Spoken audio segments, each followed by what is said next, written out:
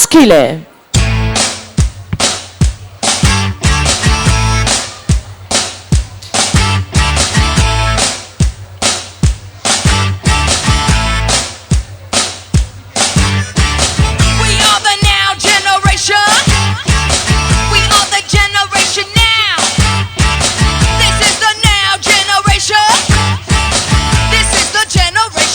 In corsia numero 1 Daniel Alex Righetto, Sporting Club Noale. In corsia numero 2 Nimrod Ayet, Israele Lane 2. In corsia numero 3 campione europeo juniores con la staffetta mista, bronzo agli europei junior in gara individuale, 5 titoli italiani giovanili per lui nella farfalla, Martino Lucatello, Geas.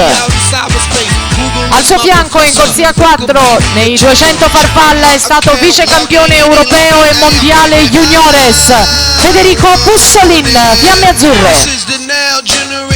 In corsia 5 campione italiano in carica dei 200 stile libero, 8 titoli italiani nel suo palmarès. Ha partecipato a 4 edizioni dei campionati del mondo vincendo il bronzo nel 2008. Ha vinto i giochi del Mediterraneo, è stato vice campione europeo di staffetta.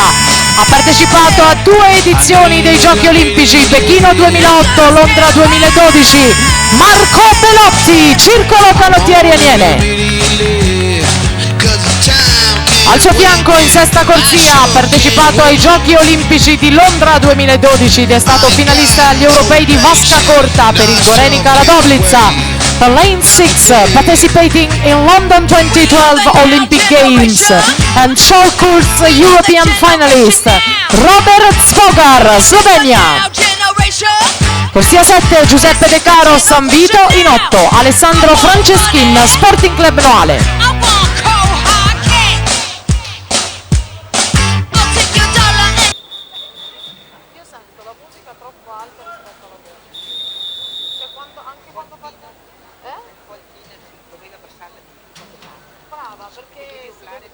E poi si deve sentire quel che dico, cioè la musica è bella quando c'è silenzio. Vai pure. E per cortesia si portino in zona premiazioni Arianna Rampon, Emma Aver, Viola Magoga, Zeno Tecchiolli, Stefano Mirabella, Federico Baggio, Cristian Sperandio, Alessio Assilli, Lorenzo Francescut.